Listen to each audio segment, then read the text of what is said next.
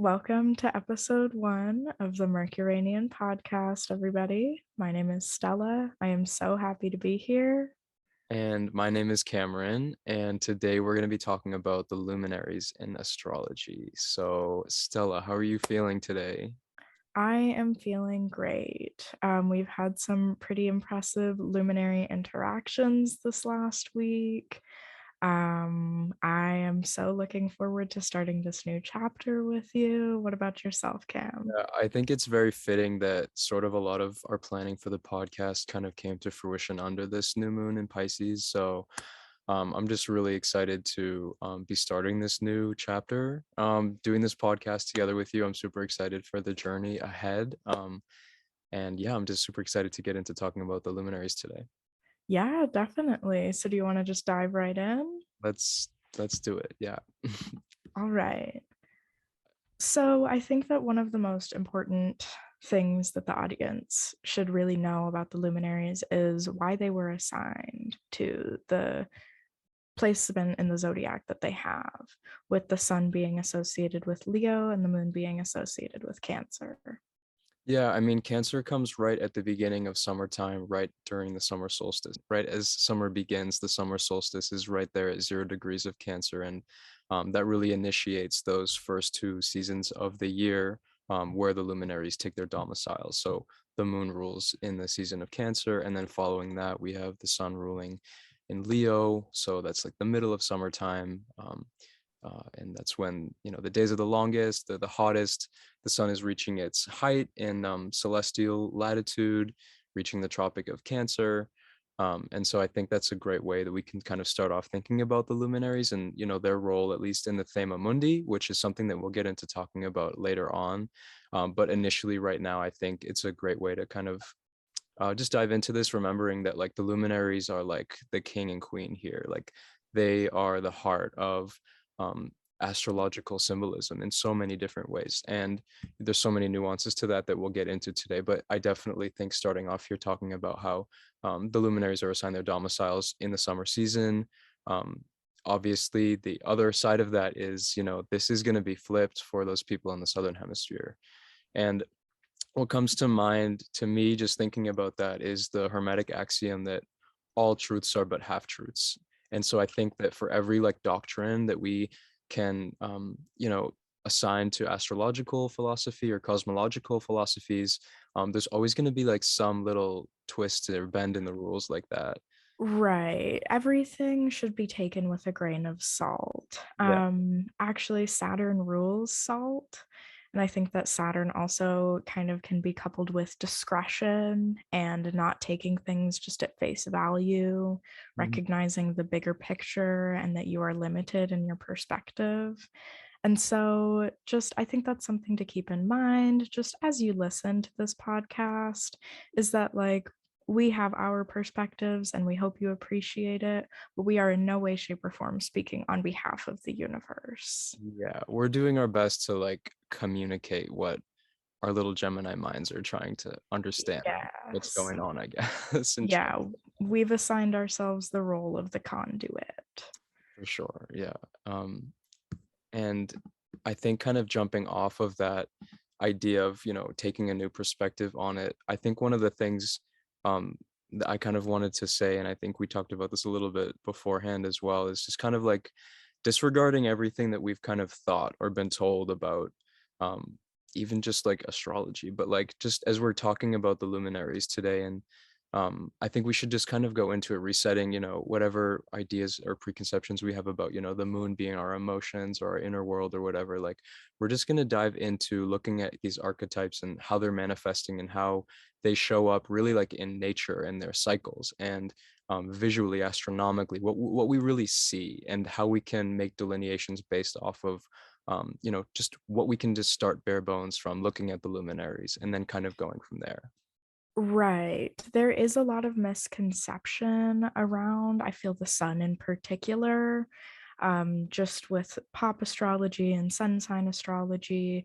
And what we're asking of our audience today is to come into this podcast with a clean slate.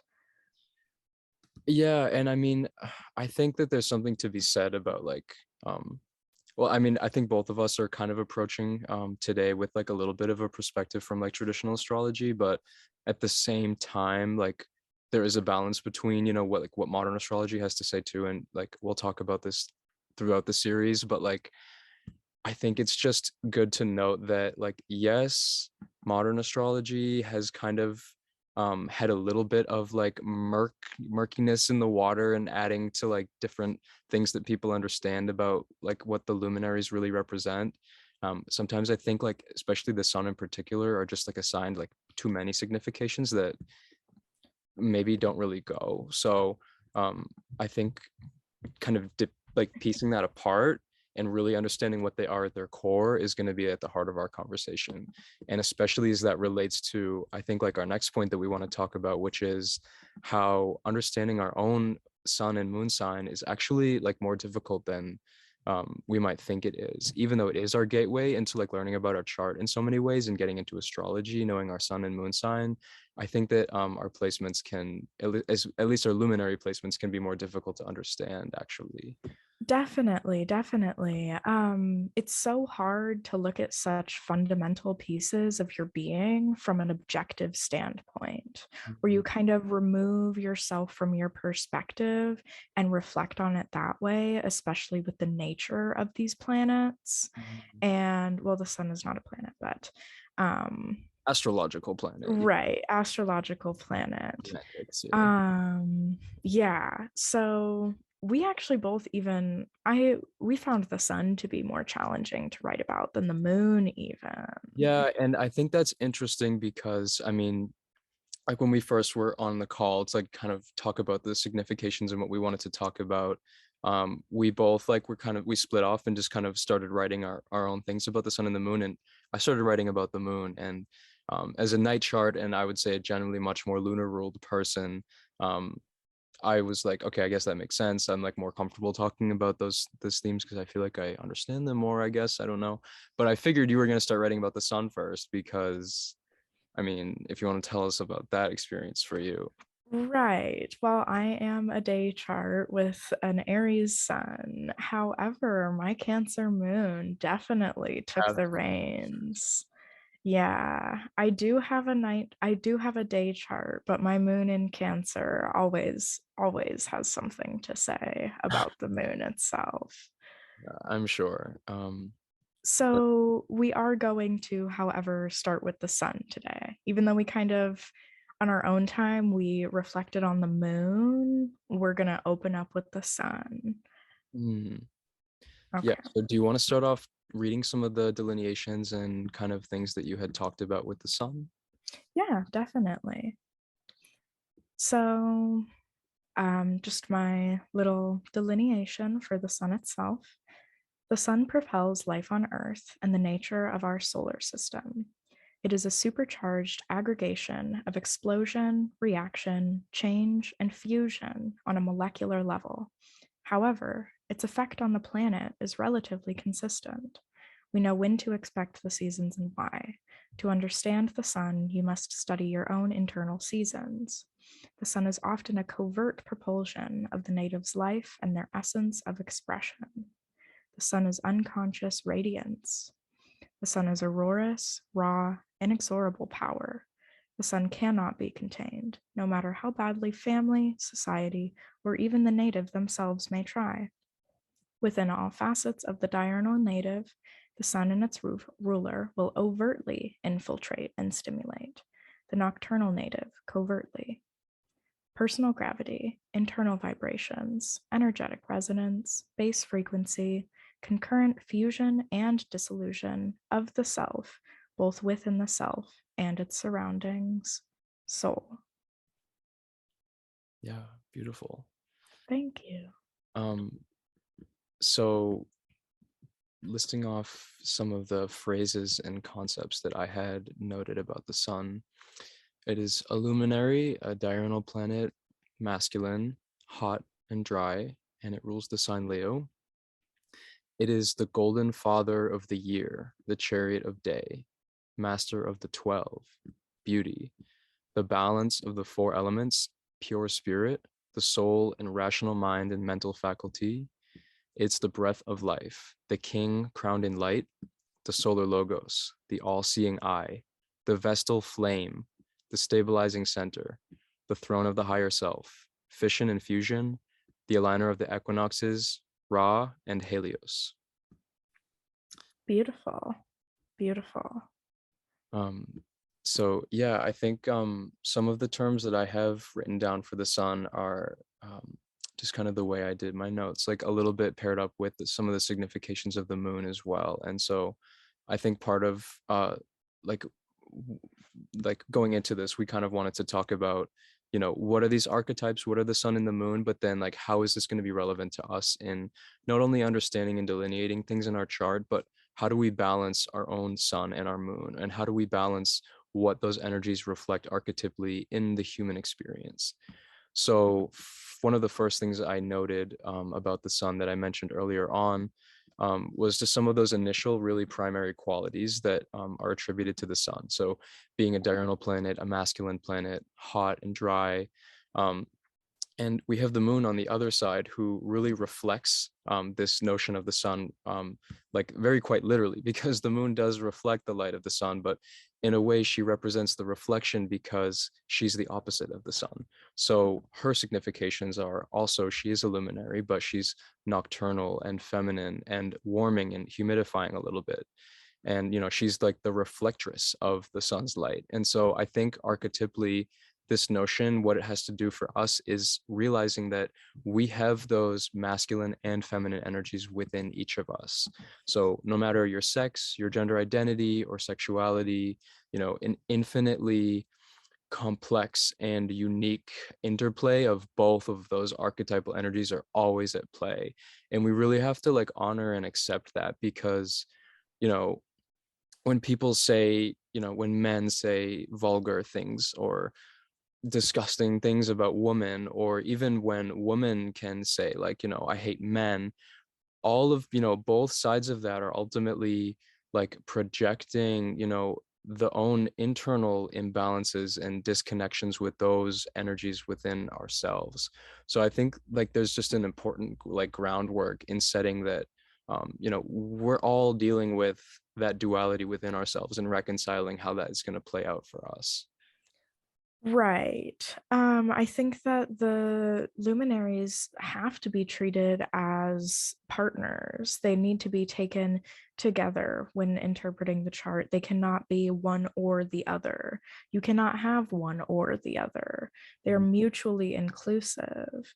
And the sun, in particular, I think it's very fascinating how we both had that motif of nuclear fusion and fission, because that is the chemical molecular change going on within the actual sun itself in our solar system that has produced light, that has produced heat, that has our solar system not only in motion but alive, well, Mhm. our planet alive. So the sun is this just driving, underlying force that's in every aspect of yourself and even in the moon. Yeah, and I had, you know, fission and fusion mentioned in my significations. Like you said, we both kind of wrote about that. And I think what's interesting to note about that, in contrast with what the moon represents in some ways, um, you know, fission is sort of like within the sun, to one particle splitting into two, and fusion is kind of the opposite of two splitting into one.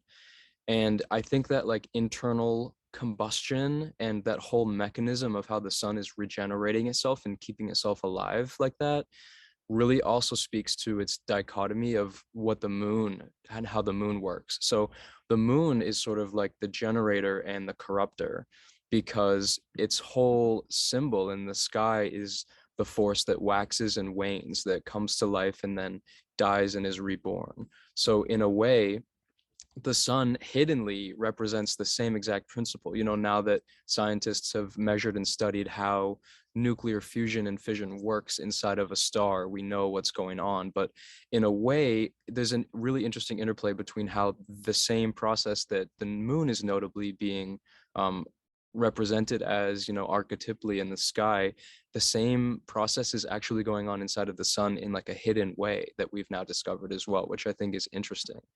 And I really think for us, what that speaks to is just sort of how, through the planetary spheres, the moon is lower down. So the sun is kind of like this beaming beacon of energy, and that generation and corruption and regeneration that's happening inside of the sun all the time, that kind of energy is trickling down through the other planetary spheres and reaches the moon.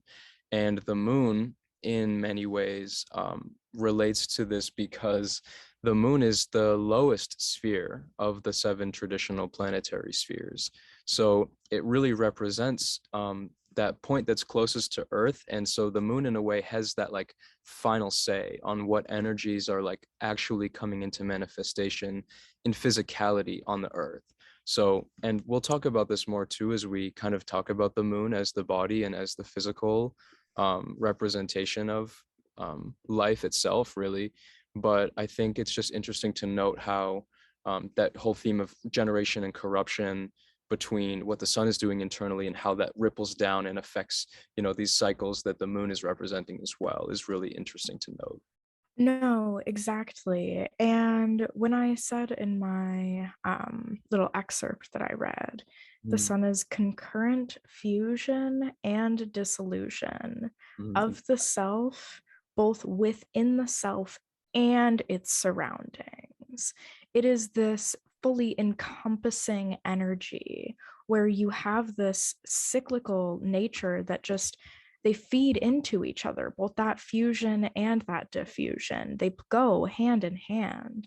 And mm, even, I mean, we'll go into the moon a little bit more, but within the self and its surroundings, that just really, I was trying to convey how the sun, its reactions are occurring both internally and externally. And mm, that's why it can be so hard to pinpoint because it is so just incumbent and large. mm. Yeah, I think also the notion of the sun relating to um, the sun, we can look in the sky and see how it has that bright aura around it. When planets enter, this is a little technical, but like when planets enter that range of 15 degrees on either side, they're burnt up, they're combust, they go under the beams because we can't see them. So, like you said, the sun is, um, it's producing those qualities internally and externally. We visually see too that the sun is having an external influence on its aura, within 15 degrees from our perspective in the sky. And I think that range and how what that has to do, like, later on when we talk about planetary condition and what that means assessing planets that are in that range, I think understanding how the sun is just so powerful that it's able to influence its environment like that speaks a lot to the internal and externally influencing solar nature that's going on here. Right. And when we were first discussing this episode, we discussed the sun and the idea of authority. And I Mhm. really didn't like that at first because it just feels like it might be the wrong connotation. Like the sun is not authoritative and domineering, but you can't really avoid it. And it is going to influence not only every single thing in the natal chart but like it's your life force. Mhm. So, And it's funny because, like, from my perspective, like when I think of Leo and when I think of especially the deacons of Leo, especially like that middle deacon of Leo, like Jupiter in Leo, I just see like that solar king, the dominance, the power, and like the respect and authority that is like given to that. Especially like thinking back to ancient Egypt, where the pharaohs were worshipped and revered as Ra, or the divine solar power incarnated, and how the king traditionally kind of held that role as a solar deity incarnated into a physical body. So I think it's interesting to note the power that and the authority that the sun holds in the sky because of that.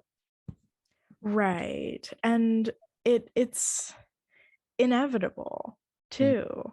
It truly is. Like, there's with the moon is inevitable and she will be expressed no matter what, but she can be postponed, she can be neglected, she can be purposefully avoided by the native. But Mhm. the sun, even when you try to do that, you are going to fail, and the sun will be expressed. There is no arguing that at all. And when you continuously and purposefully try to hamper the sun's expression, you will absolutely, you are self-sabotaging. Mhm. Yeah, I think that speaks to one of the delineations said about the sun being like the Vestal flame, and how thinking back to like in during the Roman Empire, the Vestal virgins, who were these temple priestesses who kept watch over the flame, the Vestal flame that was continually burning and representing that ultimately the power of that solar energy, and how they revered that and worshiped that spiritually, is kind of represented with the purity that the virgins of the temple and the priestesses held to, be in that position. But also thinking here in contrast with the moon, how the moon, we haven't talked about its significations yet, but like the co-significator that I said in this term was a lighthouse.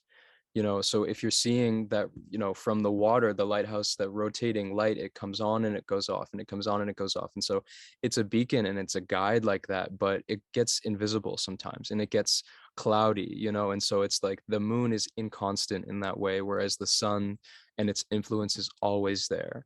And kind of the component that I kind of wanted to talk about along that, and balancing these, and like, okay, so what does that mean for us, is really that, our soul is constant and that energy inside of us is always burning. But the moon, on the other hand, representing the physical body as opposed to the soul and the mind, which is really what the sun is, the moon is ever changing. Our body is changing as we grow up, our appearance changes over our life, the course of our health will change, our style will change.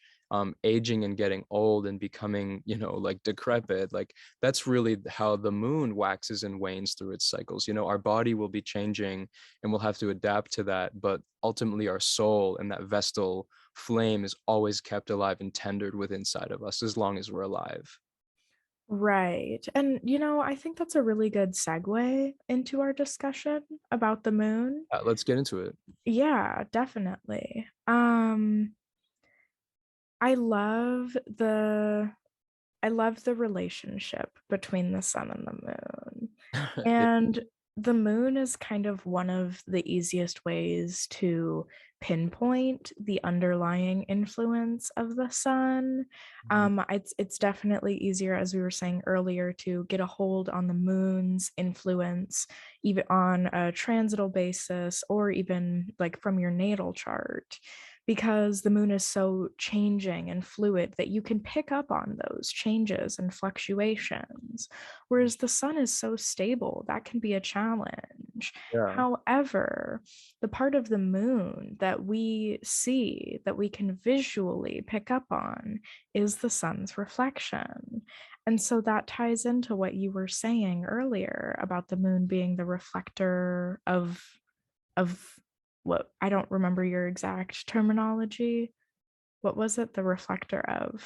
Oh, I think it's just like the reflectress of the light. Yeah. The I don't know if that's reflectress. even a word. That's just what I called it, I It's guess. okay. I made up a word. I do it all the time. Um, I, I that speaks volumes on like really how you can use your moon to look at your sun and see the symbiotic relationship between the two planets. Mhm. So, You did want to read? you? Okay, I was gonna say, Yeah, did you go want to for it. go Oh, first? go for it. Okay, okay. So, this coming from a Cancer moon, the moon is innate reaction, protection, nurturing, grounding essence. Her presence can be the native's strongest or weakest points, in some cases, both. Mars is hunger and instinct, whereas the moon is self restraint and control. She is an incumbent effector. The moon can be invisible, elusive, and defensive. In traditional texts, the moon is the body. Additionally, I feel that Luna is the soul sown within the body. We are not consciously beating our hearts or digesting our food, and we are not consciously breathing, but now you are, because I reminded you. And that's kind of how the moon operates, where you sometimes need something to be pointed out to you to catch on to that rhythmic nature of breathing, and whether or not you recognize it, we're all going to be driven by the lunar influence, regardless of sect. The moon is both the cargo and the driving force surrounding the ship. Her presence is inevitable and personal. And just some key words: privacy, sentiment, sacredness, and connectedness of the self, the internal rhythm, tranquility, drifting or surfing. Afflicted moons can be depressed, unfulfilled, melancholy, aching, morose, self restricting, and self destructive. Yeah, beautiful. Thank you. One thing I wanted to say real quick was clarifying for anyone who might not be familiar with the concept of sect. So in traditional astrology, and I think we're going to have a very in-depth discussion about sect at some point, but pretty much one of the first things traditional astrologers looked at in the natal chart was the native born during the daytime or during the nighttime. So symbolically in the chart, if we look at the ascendant and descendant axis, which kind of looks like the flat line across that cuts the chart in half above and below, is the sun above that? Was the sun up in the sky when you were born? Was it daytime, or was it below that and was it nighttime? And that changed a whole bunch of factors in how you interpret the planets within the birth chart. And so the sun really plays an important role in this case, because the sun is the sole determiner of the sect of the chart. The moon isn't even in charge of that. And so I think there's definitely something also to be said about, the authority of the sun and how, it literally groups all of us humans into two different groups. Are we more diurnal? Are we more, active expression kind of psychological factors? And that weighs into other things with planetary condition. Modern astrology would kind of look at it more from that lens, but I approach it with that lens as well. Or, on the other hand, was the sun under the horizon? So were you born at nighttime? And I just wanted to make that quick distinction as well for anyone who might not be familiar. Right. And I even have a little note here that nocturnal natives with the moon rejoicing by hemisphere, something called highs, they can be more conscious of their lunar tendencies than their counterparts. When you have the moon in its sective favor and it is illuminated by the sun, it can be easier to pinpoint, contrary to somebody who has the sun and the moon right next to each other in the same sign with a new moon chart in a day chart. That moon is just going to be, the sun is going to be funneled right through it directly. So that just kind of ties into, again, why these energies can be so difficult to pinpoint and self-reflect upon. Mhm.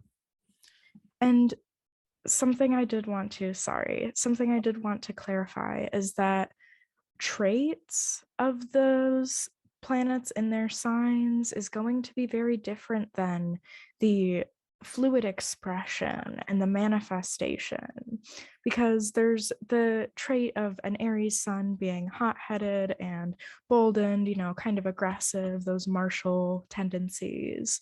But the workings of that expression, like the driving force behind it, like what makes an Aries aggressive? What makes an Aries bolden? Where are those expressions coming from and being shown through?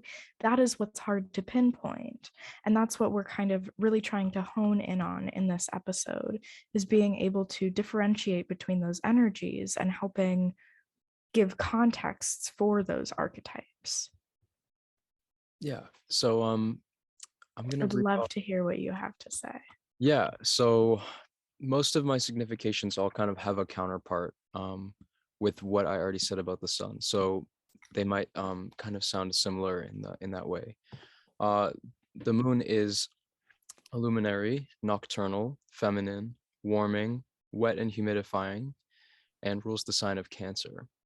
She is the reflectress of light, the tide shifter, the silver mother of the month, the sailboat of night, mistress of the 28, the foundation, the four elements in motion, the receptacle of spirit, the body and its internal systems, the food and drink, the queen enthroned in darkness, the deliverance of physicality, the black mirror, the lighthouse of the firmament, the cycle spinner, the gateway to the mysteries, generator and corrupter, aligner of eclipses, Khonsu and Selene.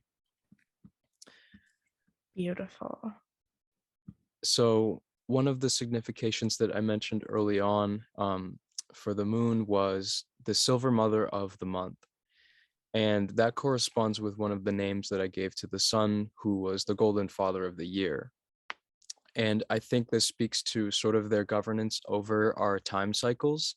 So we know that the sun completes its revolution in exactly 1 year's time. We define a year based off of the sun, which I think is another really clear point to note about the sun's authority and our conscious perception of the stars.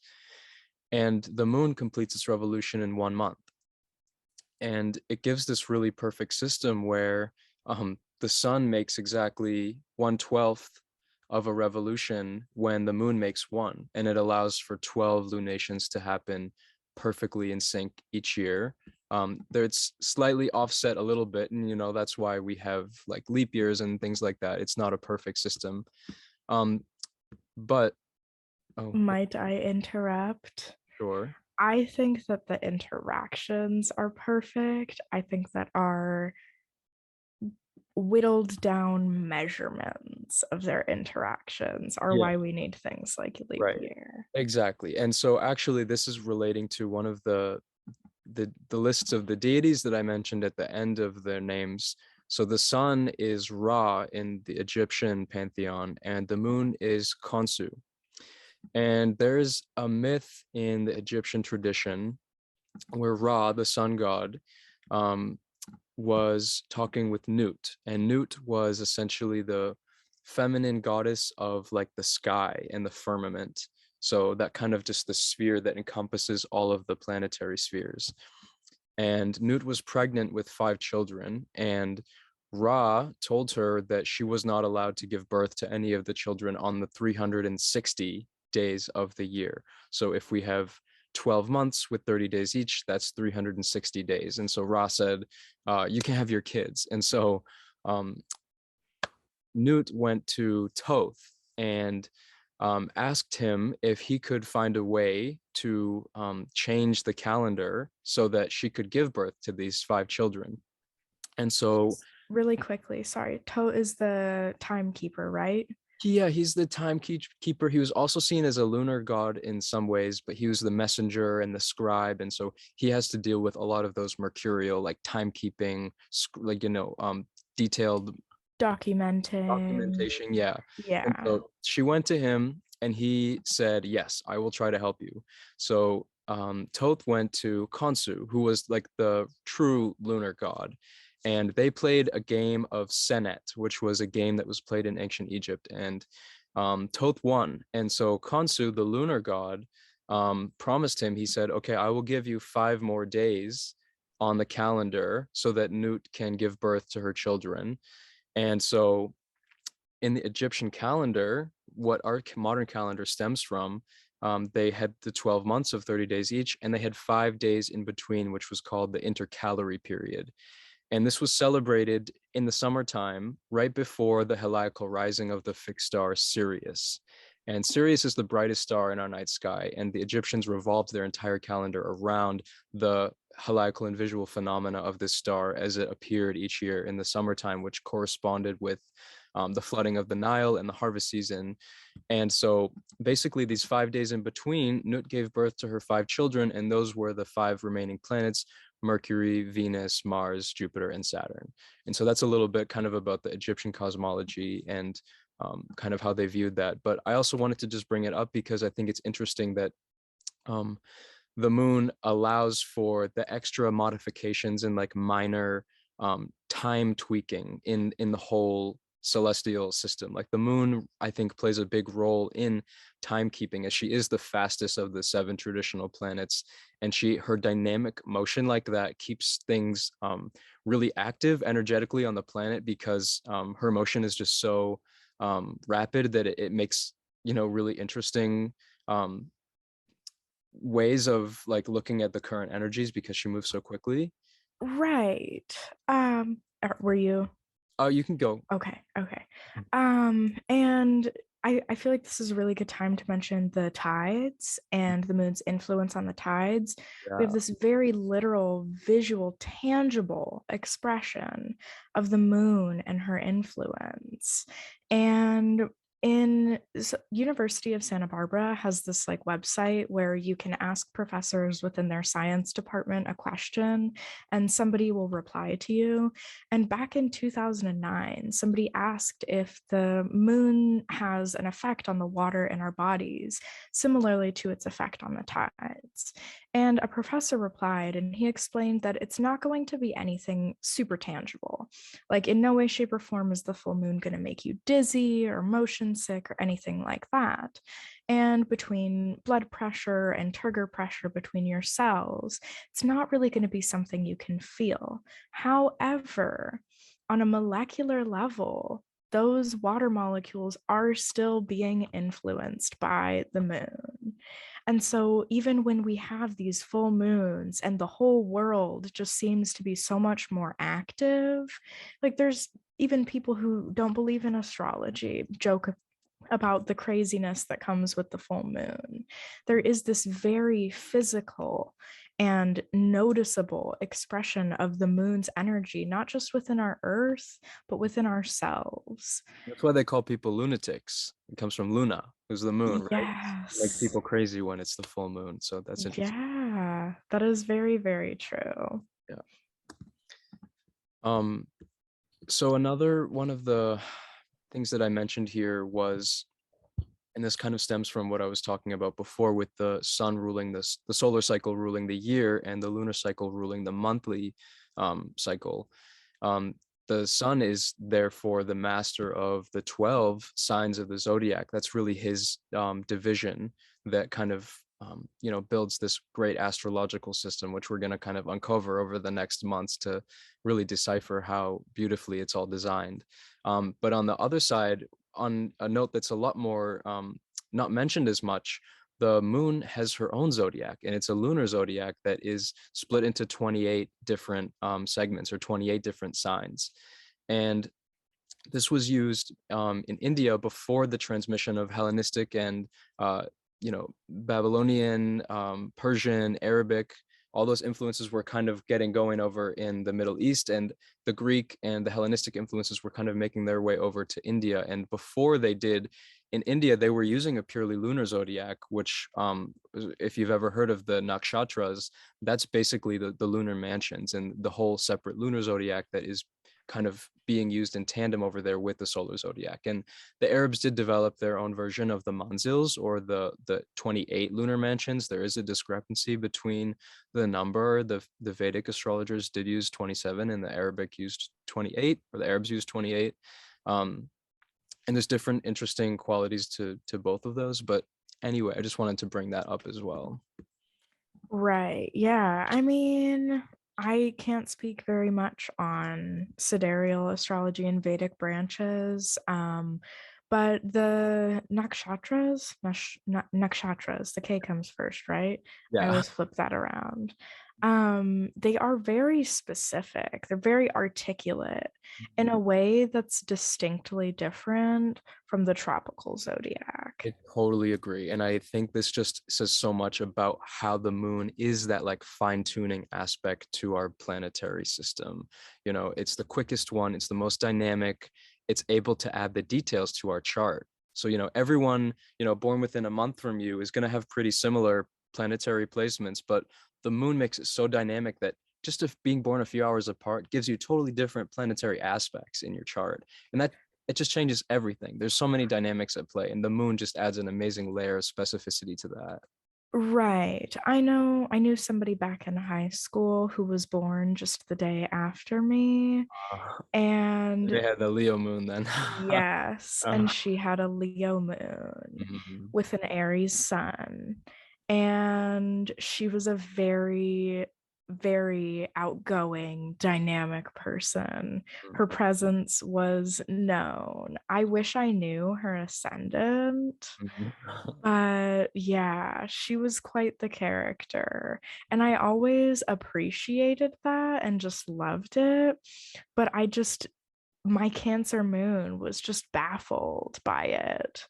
And so open about it, but at the same time, there's this degree of reserve and self preservation that came with that Leo. It was mhm. very fascinating. Yeah. Well, one of the things that I was kind of making notes about this, and kind of, like I said, I'm trying to bring this back to like, we're trying to understand how these archetypes are relevant to us. So like, what can we do with this? The sun has its yearly cycle, the moon has its, monthly cycle. If we can get ourselves into an alignment with the planetary cycles, whether that's having some kind of, lunar ritual, or some, working with the new moons and the full moons, or with the solar cycle, honoring the solstices and the equinoxes, having some way in your life that's grounding you to the cycles of the year and the cycles of nature, and energetically our bodies, how they're affected each season, how our temperaments are being affected by the current planetary placements.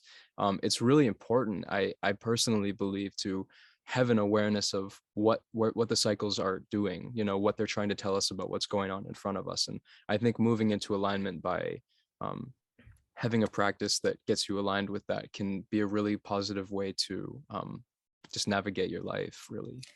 I agree 100%. And for anybody who listening who might be like, whoa, like that sounds like a lot. Like, I don't know, like even when the new moon is or how to see that in a natal chart.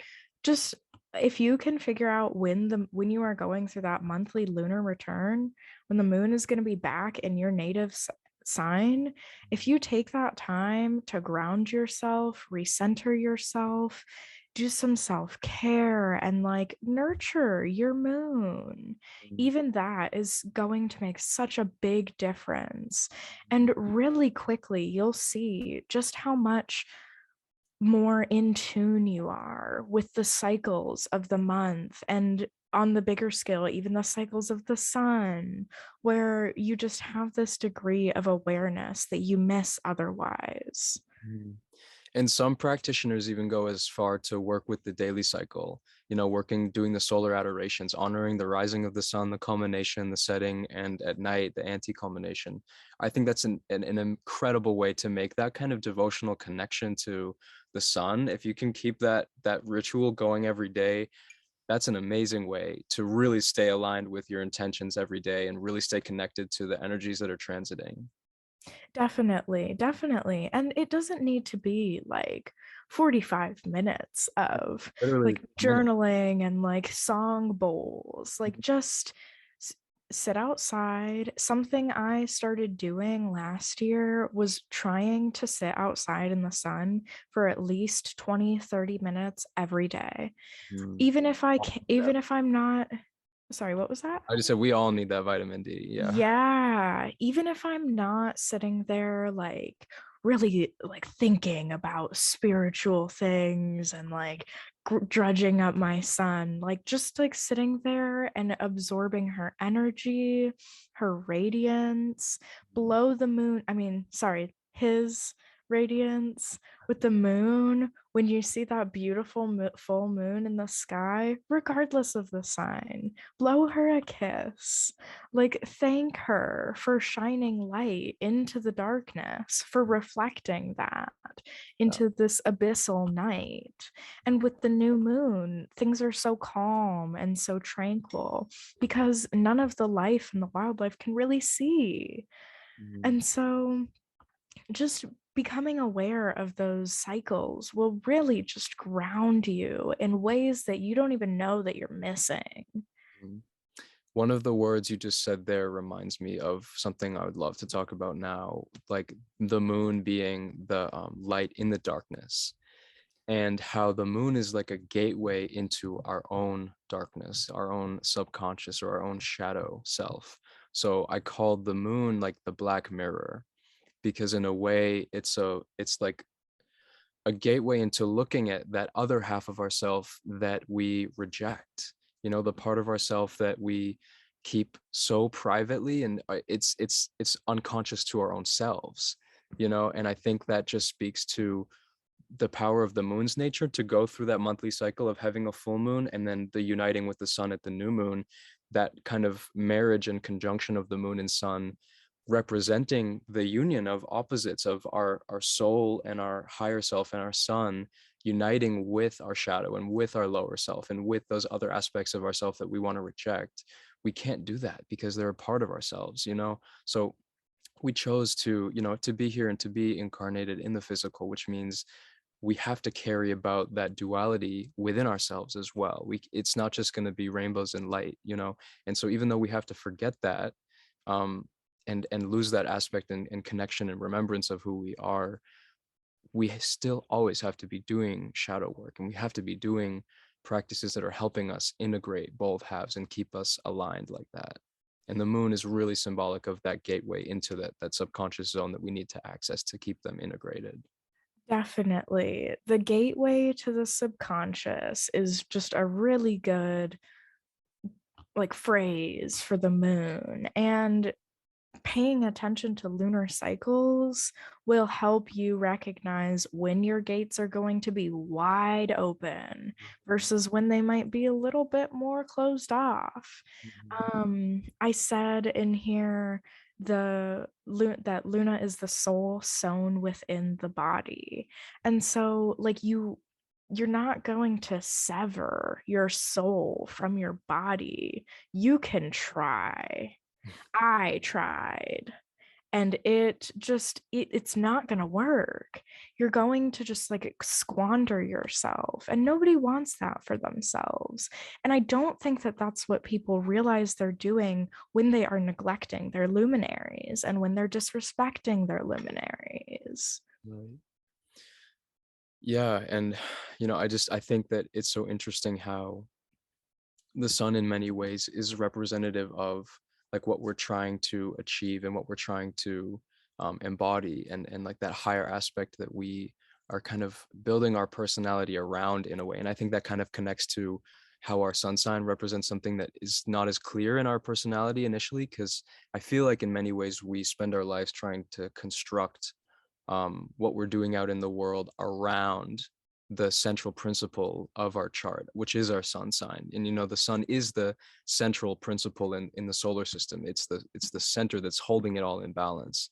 And connecting that to the moon as the gateway into this other half of ourself that we don't see and we reject.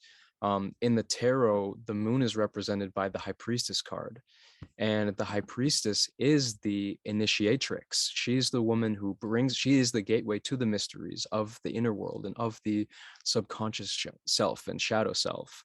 And so we have to access that realm in order to attain a higher state, a more exalted state as the sun. So in many ways, the moon kind of represents our lower self and like our more animal subconscious instincts that kind of keep us trapped in, you know, I don't love the phrase like a lower vibration, but in a way it's kind of like that, where our sun is more like our higher self and the light and the personality that is really going to be aligned with us enacting our purpose in the world. Exactly. And I mean, look at the difference between the High Priestess and the Moon Tarot card. Like Mhm. the Moon Tarot card represents like all of those darker significations of the moon that you were talking about. It's like keeping yourself in the dark, self-restraint, self-restriction. It can be destruction and turmoil. But a lot of the times that can be avoided, and that is in the clearance and the natives' hands. You have to get a grip of the luminaries, and it will make life so much not just easier but overall better. Mhm. Yeah. Um, Something interesting that I think plays along with this is in Hermetic Kabbalah, the spiritual experience of attaining the consciousness of the sphere on the tree of life, which is called Yesod, which represents the moon. The spiritual experience equated with that is called the vision of the machinery of the universe. And then in comparison, the spiritual experience of attaining the consciousness of the sun or the solar sphere is the vision of the harmony of all things. And I think this also connects back to what we were saying about how the moon is kind of like a fine tuning in the solar system, having the experience of that directly and seeing the machinery and the mechanics of the clockwork of how all of this is put together. And, you know, how the moon, its dynamic motion represents all of the timing and the changing of life that is like continually being influenced by that. Whereas on the other hand, the sun being the symbol or the experience of seeing the harmony in all things, the balance of all things. The name for the sun on the tree of life is beauty, and the name for the moon on the tree of life is foundation. And so the moon is like this programming base level that kind of it permeates all other aspects of reality, and it exists in order to create this system that ultimately presents this solar balanced beautiful appearance to everything around us. And the moon is really that inner mechanism that allows us to, like we were saying before, reveal the mysteries of how it all works. The moon is the gateway into seeing the inner mechanics that we observe without seeing the details by our sun, you know, seeing just the bigger picture, the beauty of it all. Right. When I said earlier that the moon is the puppeteer to Mm, the native's mind, that's what I mean, is that the moon is the one pulling the strings, and it's with the sun's accordance. The mm, sun is the apple that the puppeteer ate for breakfast, and the moon is the one pulling the strings, and you are the puppet. Your vessel is the puppet. yeah. And I think that also connects to what we were saying about, you know, the sun being the soul and the mind, and the moon being the body and the incarnation. And so, like I said, Right. the sun is like the breath, and the moon is the food and the drink. So we need both to survive. One is just more of the solar principle, you know, the breathing, the chi, the prana. And on the other hand, the food, the water that we need to have to survive as well. And, you know, integrating and balancing that into our lives, well, you know, we need to be breathing well. We need to, you know, be conscious of our breath and literally like the energy around us that we're taking in. But also we have to be conscious of, you know, our diet, the food we're taking in, the exercise that we're doing to take care of our body. You know, that's the other manifestation of the sun and moon, and what we have to be aware of consciously to be taking care of our sun and our moon.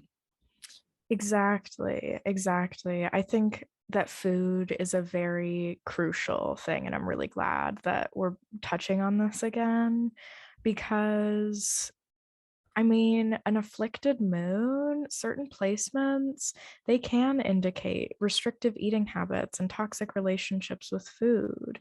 And so, like, that is something that the native can look for in those relationships. Like, food in particular is something so fundamental to the body, the food and the air. People don't have restrictive breathing habits. That's another thing. But restrictive eating is it's depriving your moon. It's depriving your vessel. And when you try to squander your moon, those habits can also appear in your life. So I'm really glad that you said that because that was a really, really important point that like went right over my head. Yeah, yeah, for sure. I have this little write up on the relationship between the sun and the moon. I think that now is a good time to read it. Yeah. Okay. The relationship between the sun and the moon can be harmonious, dichotomous, affluent, turbulent, expressive, and terse. Alas, they are mutually inclusive, coupled, cooperational, fundamental, and directional for the native. Fostering their relationship is imperative. Yeah, I think that's a great summary of what we've been talking about, and you know how their interplay, has to be balanced, and so that has to trickle down into our lives. In every layer we have to make sure they're staying in balance, you know. Right. And Right.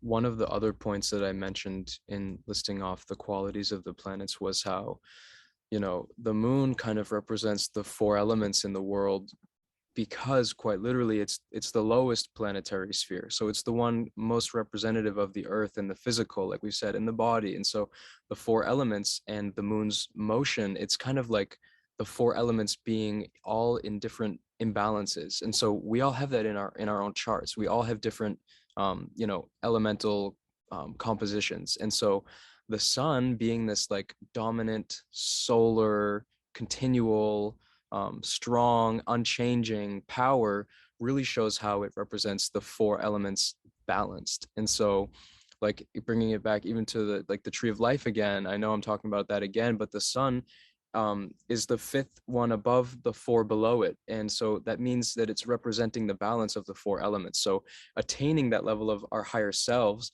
comes along with balancing the four elements within ourselves and balancing the lunar center, which is kind of that area of our chart that's getting us into all different patterns and habits based off of our elemental imbalances. Absolutely. Absolutely. And I think that every native will be influenced by the moon to a degree as it travels through the zodiac, Mm. just like inherently, but particularly water moons and Cancer moons in specific.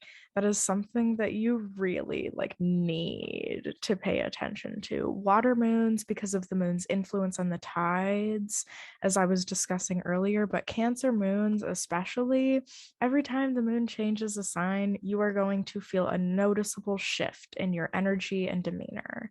And being able to pinpoint that will help you so much.